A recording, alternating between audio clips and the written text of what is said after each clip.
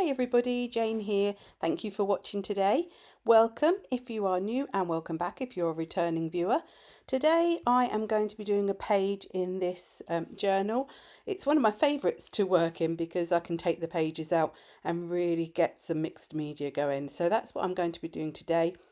And I fancied a bit of an industrial vibe, so I've decided to start with some acrylic paints. Now I got out my Decoart fluid acrylics, which I have had quite a long time and I used to use lots and lots, and for some reason they've gone in a sort of a tub and I forget to get them out. So I thought I would get them out and have a little play with them today. So I am watering them down, even though they are already fluid.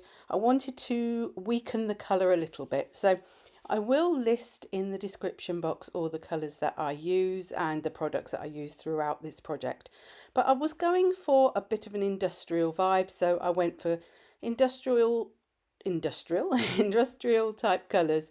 So I've got sort of a rusty colour in the Quinacridone gold. I've got some yellow oxide, I think it was, some brown, burnt umber, and then I've got a cobalt turquoise, I think it was, to add that sort of little sort of pop of teal, which I always think really looks nice against the backdrop of the rusty colours. And I just sort of felt like just putting on some stripes. Now, sometimes I just sort of wash my colours together, but this time I felt that because it was industrial, it needed a bit more of a structured look. Now, it was quite dark and I wanted to lighten up that background, so I decided that white acrylic paint would be ideal. And I love adding numbers into backgrounds through stencils and stamps and collage papers, so I decided to go with this stencil, which is one by Pretty Gets Gritty. I think it's called Dial-In. I'll list it in the description box. And any sort of number stencil would do, but you could also do the similar with if you have one with letters on. And numbers and letters are always a really nice generic background stencil, I find.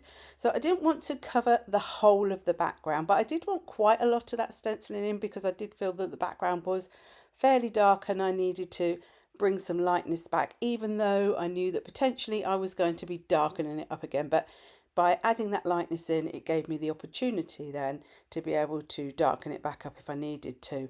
And I'm using a stippling sort of brush, a stencil brush, because I find that the easiest sort of thing to use with paint. I wanted to emphasise those numbers a little bit more, so I'm going in with my Copic Acrylic gold pen. Now, I was trying to do like a shadow on one side, and I really struggle knowing which lines to follow when I do things like this. So I sort of start off with the idea, I think I'm doing the right hand side of the numbers, but eventually I'm just guessing. I was only going to do a few, but I got a little bit carried away. I didn't do every single one. I wasn't going to do them all, but I did do quite a large number of them because I really just liked, it was quite therapeutic just going around putting the lines around the numbers. And a lot of the time, well, all of the time really, when you're doing creative activities, I think that is like the main part, is that you're enjoying the process.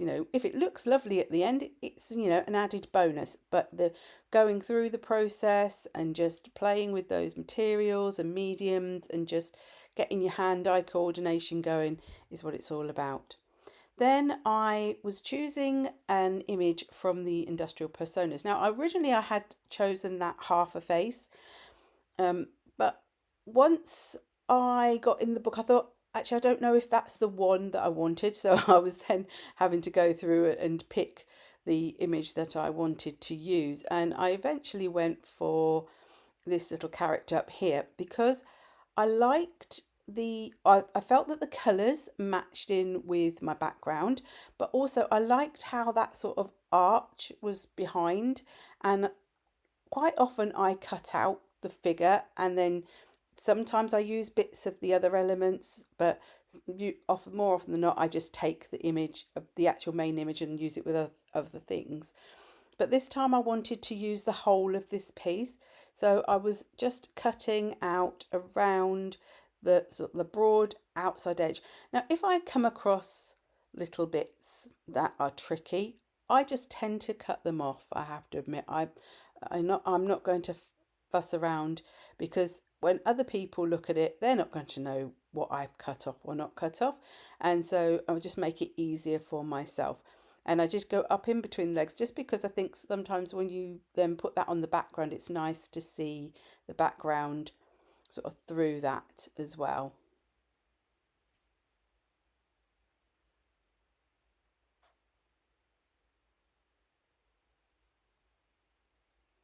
I wanted to add some more sort of imagery into the background, but I could have done this with stamping, but I felt that I just wanted to use my collage tissue really. This is the Tim Holtz one. I think it's typography, but again, I'll list it so you'll see exactly which one it is.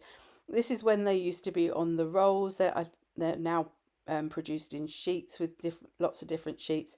But I do like the ones on the rolls because you can get a nice long strip. Now, I wasn't sure which bit I wanted to use, but in the end I decided I was going to sort of put quite great big lengths on, and I'm using the Liquitex Professional Matte Medium.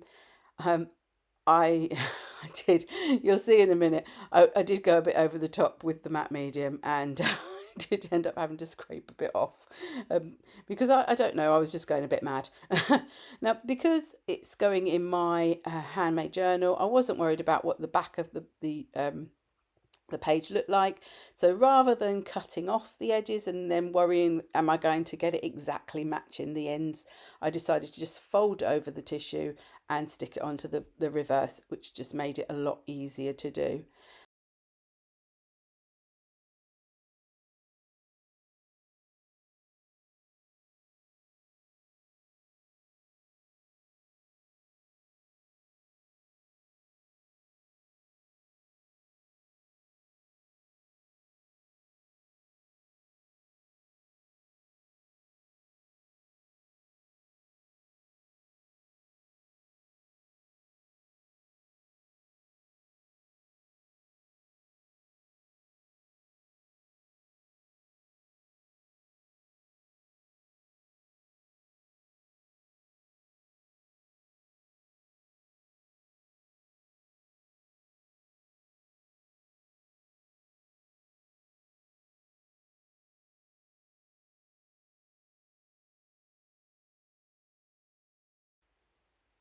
Once those elements have been stuck down, felt that it needed something more in a more 3D way, just to add to the whole scene of the industrial nature.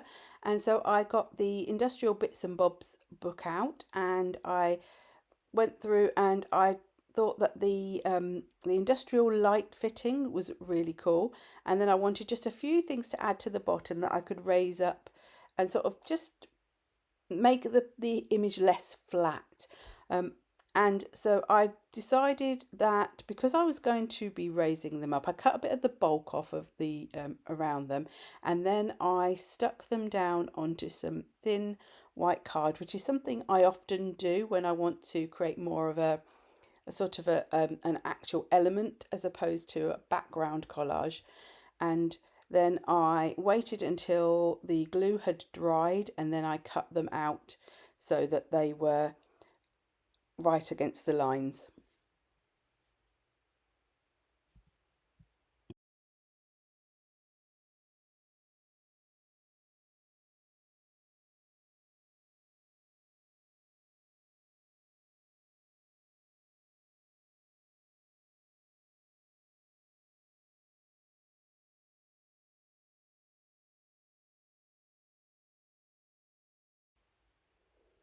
So here are my pieces. They're all been cut out. But when I cut things out, I don't like that white sort of raw edge you get around. So sometimes I get a pen and I go around the edge to cover up the edges. But today I just felt like I just wanted to get some ink on there. So I'm using black soot distress ink, and I'm just going in with my brush. So it's a really nice, quick, easy way of getting that darkness into the edges of your pieces. Because also I knew I was going to raise these up, and when you raise images up against the background, you can see that edge much more clearly. When you're sticking things directly down, you know, very, very flat. You can't see that edge so much. I then decided that I would quite like to add some black soot around the edge as well. Now, I have got matte medium on here, and I'm not sure how well this distress ink will stick, but to be honest, I wasn't too worried. It's going in the journal, it's not going to be handled. However, if you was going to be making something, for example, like a card that was going to be handled a lot more, then I would maybe put a coat of gesso, clear gesso on or something like that, or use a different medium, because distress ink is very reactive. And so it's not sticking into the paper because you've got that sort of acrylic surface. If you're handling it as a card, the chances are the ink will probably wipe off onto your fingers. And I wanted to just not lift, I suppose, just create a shadow around this sort of orb or arc around this little character. And I'm using this Stabilo All pencil in the black. Now, the black Stabilo All is lovely and intense, but I'd have to admit I find it quite tricky to work with. I find that it seems to go on very, very intensely, and then when I water it out, sometimes I can't get it to be where I want it to be. It seems to then either just disappear or it goes into the wrong places. So I can find it a little bit tricky. I actually do find the Derwent Inktense pencils easier to work with, but this was on hand at that moment in time, so I decided to use it. And these do dry permanently as well.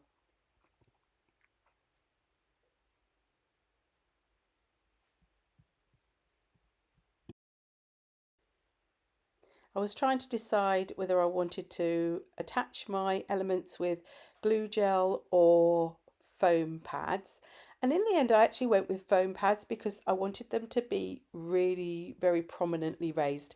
And glue gel is fantastic, but it can sometimes be a bit, it can squish down a little bit sometimes if you are not very careful about how you leave it to dry. And also it can be sort of different in different areas, and I wanted this to be very much clearly one level. So I've added some foam pads and also some Cosmic Shimmer glue. I add the glue sort of more to give me a bit more of a wiggle time when I'm sticking down the foam pads, because foam pads, if they attach, they can sort of really grab, and if you want to then move them, you end up tearing your work. But also just to give them, because there is matte medium and paint and all sorts on there, I thought the glue, being an acrylic glue, would actually help that foam pad stick a bit better as well. I then decided I needed splatters because, of course, why not?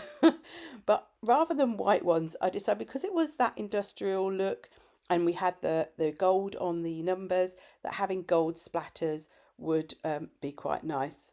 And I gave my ink a really good mix up. This is the Winsor & Newton. I find it does separate a lot and does need a really good mix to get it back together again. And finally, I wanted to add on some sentiments. I'm loving this set of sentiments. You will have seen them on so many of my projects. I love the style of them, this like label maker type style. I've even looked at, should I just buy myself a label maker? But, you know, I'm quite happy with these at the moment. So these are the Tim Holtz ones. They are called Thoughts. And I just chose 3 today. Normally I sort mostly only go for 1, but I felt all 3 were really nice and I just wanted to put them on there. And I felt that they really went with the page. So thank you ever so much for watching today, and if you have enjoyed this video, do please give it a thumbs up, and if you haven't already subscribed, it would be fantastic if you could hit that subscribe button as well. And you will see at the end a list of my lovely super supporters who are my members, and I will put information in the description box about how you can join that if it's something you would be interested in. And so until the next time, bye bye.